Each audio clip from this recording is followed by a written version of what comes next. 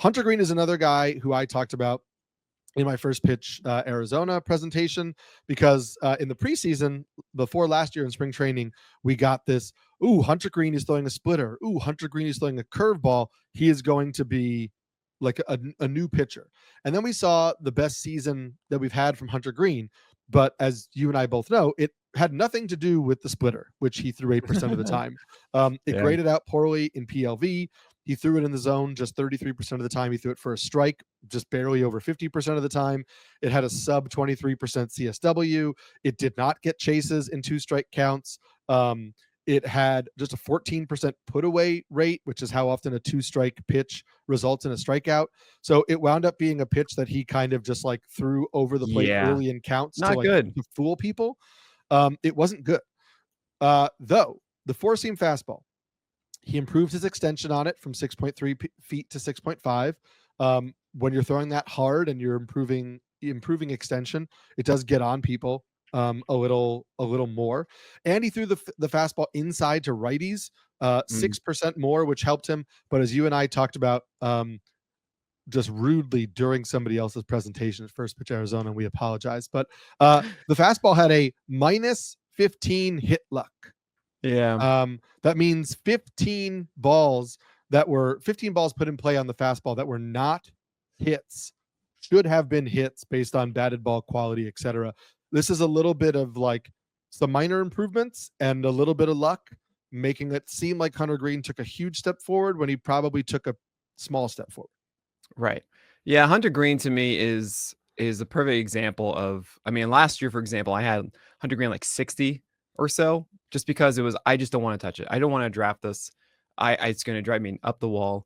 And I was convinced at first earlier in the year that Hunter Greene was getting more vert on his 4-seamer, just a little bit better at getting a separation between his 4-seamer and his slider. But his slider actually abandoned him a little bit in this past season. And it bothered me look, if you're going to be two pitches rather, in Cincinnati with the worst extension, like he does, it's not the worst. I'm sorry. There are guys that certainly have worse extension than Hunter Greene, but it's not something that's helping him. It's 6.5. I should say it's average. I apologize. But that's why that 97.6, sometimes you see like 100 or so, is not as much as overwhelming as say like Garrett Crochet's or something like that, which is 97, but with 7.5 extension, and it's just crazy. It just jumps on them better for the other guys, where it's a little bit more readable, I think, for longer with Hunter Greene's. And it's just so very risky. You think he's gonna have a 0.72 homer per nine again in Cincinnati? I don't. Yeah, probably not. Probably not. That's No. just I can't buy into that. And I hate playing the like, well, he's gonna allow more home runs game, but when it's so ridiculous, 7% home over fly ball rate, which I don't like quoting, but really the thing that I'm going to do right now, which is bonkers, is I'm going to quote XFIP. And why am I going to quote XFIP?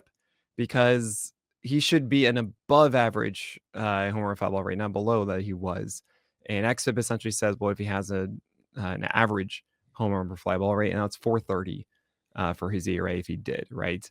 And that makes more sense to me, being in Cincinnati and just generally his track record before for Hunter Greene. So I think it's just going to be volatile again. I think you're going to get some wonderful stretches. I know also you had like the 6 games at the end of 2023. That was an argument for Hunter Greene being top 30. I think my first pass, I even had Hunter Greene around 30 entering the season. I was like, you know what? This is kind of wrong for many reasons, and I changed it. And okay. But I really think that even if you include that and you say, look, now he's done it for, I don't know, 180 innings straight of this, it's just not going to be sustainable unless there's something brand new that Hunter Greene does next year. Not to mention, of course, the injury history at this point that we can't ignore. And it's 150 is his career high. I hate predicting volume and injuries, but I do need to acknowledge that he's not going to be a 180 plus like others.